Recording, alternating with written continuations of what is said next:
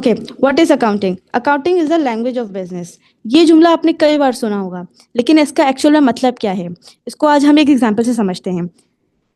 Thank you, gracious and mercy, मैंने यहाँ 3 word लिखे हैं, लेकिन तीनों के जो मीनिंग है वो एक ही है, थैंक यू। लेकिन चूंकि ये अलग अलग लैंग्वेजेस में है, तो हमने सिर्फ इंग्लिश को अंडरस्टैंड करा, क्योंकि हम इंग्लिश को बोल भी सकते हैं और समझ भी सकते हैं। लेकिन हमें स्पेनिश नहीं आती, हमें फ्रेंच नहीं आती, तो हम नहीं बता सकते कि ये दोनों वर्ड क्या थे। ठीक है, तो जिस तरह जबान इंसान को आपस में बातचीत में मदद देती है, इसी तरह अकाउंटिंग भी कारोबार को अपनी हालत बयान करने में मदद देती है।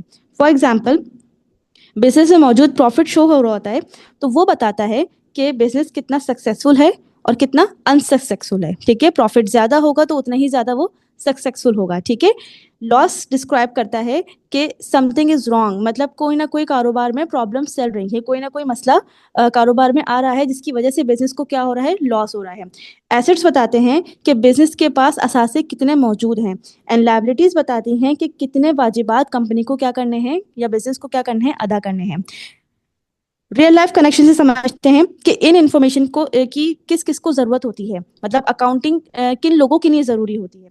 पहली बात, इन्वेस्टर्स, जो कि बिजनेस में इन्वेस्ट कर रहे होते हैं, जिसमें आपके शेयर होल्डर्स आ जाते हैं। ठीक है, और फिर दूसरे नंबर पे आपका बैंक्स आ जाते हैं, गवर्नमेंट एंड बिजनेस इटसेल्फ। जब बिजनेस को अपने आप के लिए कंपैरिजन करने की जरूरत पड़ती है, तो फिर उसे अकाउंटिंग की जरूरत पड़ती है कि अकाउंटिंग हमें लाजमी बेस पे क्या करनी होती है, उसको परफॉर्म करना होता है, ताकि वो इन सब तमाम रिपोर्ट्स को वो देखे एंड देन उसके बाद क्या ले सके, डिसीजन ले सके। तो ये सब अकाउंटिंग के जरिए कारोबार को समझते हैं, इसीलिए कहा जाता है कि अकाउंटिंग क्या है, लैंग्वेज ऑफ बिजनेस।